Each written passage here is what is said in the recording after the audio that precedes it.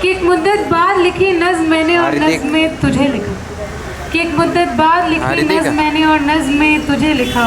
मुझे लगा हुई है मोहब्बत किसी से, कि मुझे लगा हुई है मोहब्बत किसी से और आईने में तेरा अक्स दिखा।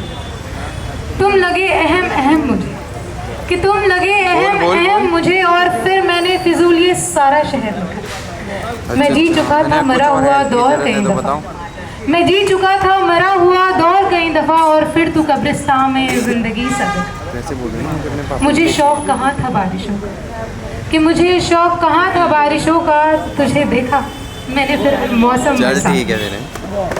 शुक्रिया। बेसाख्ता उठ गई थी तेरी नजरें मुझ पर। तो कुछ लोग आपको ऐसे देखते हैं ना कि आप फिर उन नज़रों के होकर रह जाते हैं। बस ये उन्हीं नज़रों की बात है कि बेसाख्ता उठ गई थी तेरी नज़रें मुझ पर, बाद उसके मुझे हर मंजर बेजार दिखा। कि बेसाख्ता उठ गई थी तेरी नज़रें मुझ पर, बाद उसके मुझे हर मंजर बेजार दिखा।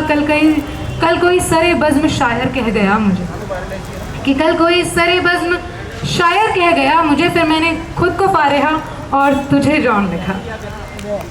शुक्रिया। तुम सफ़ेद लिबास में चांद से लगे।